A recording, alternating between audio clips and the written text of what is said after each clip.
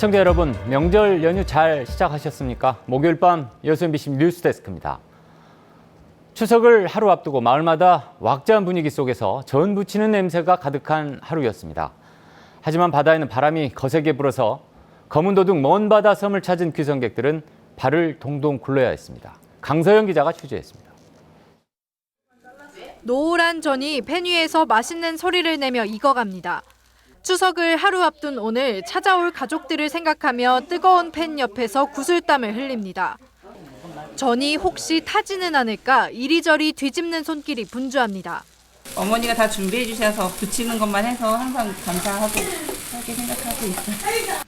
맛있는 음식과 함께 이야기꽃을 피우며 가족들을 기다립니다. 여수의 한 마을 회관에서는 추석을 맞아 윷놀이 대회가 열렸습니다. 친지들과 이웃 사촌들, 평소 보기 힘든 동네 친구들까지 간만에 한데 모였습니다. 하지만 승부는 냉정한 법. 1등 상품 텔레비전을 향한 열띤 윷놀이 접전이 펼쳐집니다. 객지에 나가신 분들도 이게 다 오셔가지고 오시고 또 우리 묘대 사신 분들도 다 이게 오시니까 서로 만나고 화합된 분위기로 해가지고 만나니까 너무나 좋습니다. 여객선 터미널에는 차례를 지내기 위해 고향 섬으로 들어가려는 발걸음이 이어졌습니다. 그러나 오늘 남해서부 먼바다에는 풍랑주의보가 내려 검은도로 향하는 배편의 운항이 통제되면서 일부 귀성객들은 발걸음을 돌려야 했습니다. 기상청은 남해서부 먼바다에 내일 오전까지는 강풍과 높은 파도가 지속되겠다고 예보했습니다. 한국도로공사는 오후 4시를 기준으로 오늘 순천 톨게이트를 통과한 차량은 약 3만여 대라고 밝혔습니다. MBC 뉴스 강소영입니다. 네, 오늘 새벽 5시 40분쯤 공군 등량도 인근 해상에서 조업을 하던 2톤급 어선이 바람에 밀려 암초와 부딪혔습니다. 이 사고로 어선이 일부 파손됐지만 인근을 지나가던 다른 어선에 의해 구조돼 인명피해는 없었습니다. 이보다 앞선 1시 10분쯤에는 공군 동일면 나로 일대교 인근 해상에서 22명을 태운 9톤급 낚싯배가 기관 고장을 일으켜 표류하다 해경에 구조됐습니다. 오늘부터 연휴 기간 동안 순천만 국가정원의 야간 개장이 연장됩니다. 순천시는 오늘부터 순천만 국가정원 가을 페스타가 시작됨에 따라 연휴 기간 관람객들을 위해 저녁 9시까지 야간 개장을 연장 운영하기로 했습니다. 또 이 기간 동안 호수정원과 중국정원 앞 광장에서는 버스킹 등 다채롭게 준비된 공연을 즐길 수 있습니다.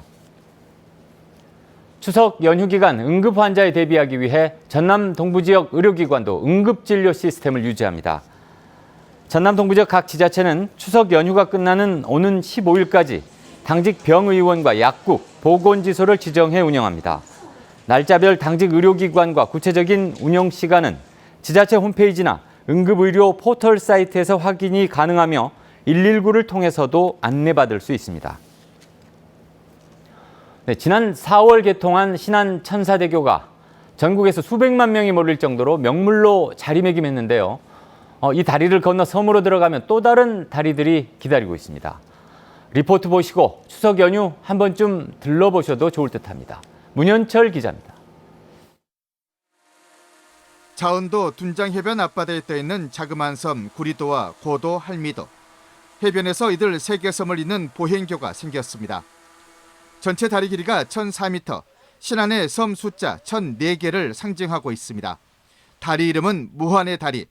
섬과 섬이 다리로 연결되어 있는 연속성과 끝없는 발전의 의미를 담고 있습니다. 한국의 대표 조각가인 박은선 선생과 스위스 건축가 마리오 보타가 직접 이름을 붙였습니다. 생각보다는 상당히 길어요. 길고 바다 위를 걷는다는 느낌이 참 좋네요. 자운도에서 차로 30분 거리인 안자도의 부속섬 박지도와 반월도.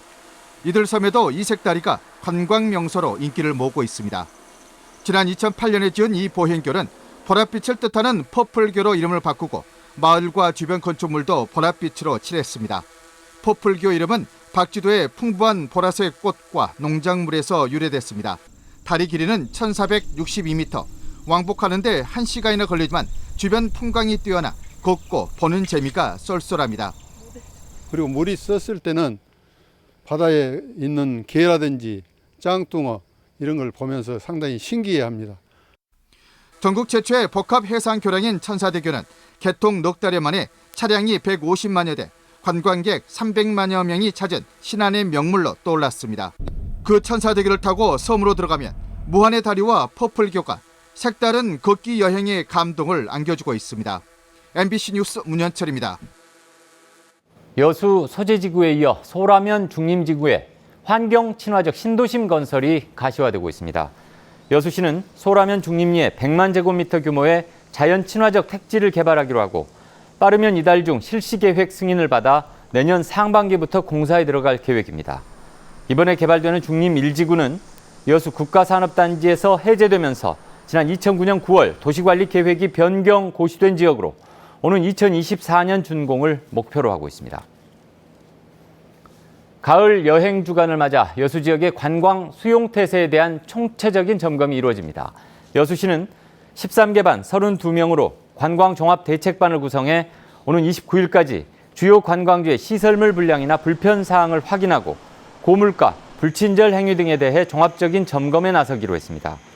올해 가을 여행 주간은 오늘부터 29일까지 18일간으로 여름에 집중된 여행 수요를 분산하고 국내 여행을 활성화하기 위해 문체부와 관광공사가 지정한 국내 여행 권장 기간입니다. 광양시가 관내 수산자원 확대를 위해 지속적인 방류 사업을 추진합니다. 광양시는 지역 주민들과 함께 광양읍과 옥룡면 등 6곳에 동작에 13만 마리를 방류하고 내년에도 은어와 참게 등 지역의 고유 담수어종 6종을 방류할 계획입니다. 광양시는 지난 2004년부터 어류 440만 마리를 방류해 수산자원과 생태계 조성에 도움을 주고 있습니다. 고령화와 인구 유출 등으로 어려움을 겪고 있는 어촌 지역을 활성화하기 위해 정부 대책이 필요하다는 주장이 나왔습니다. 더불어민주당 서삼석 의원은 최근 열린 토론회에서 지난해 어업인구가 12만 명으로 줄고 고령화율도 35%를 넘어서는 등 어촌 소멸 현상이 확산되고 있다며 관련법 제정 등 범정부적인 대책이 시급하다고 밝혔습니다.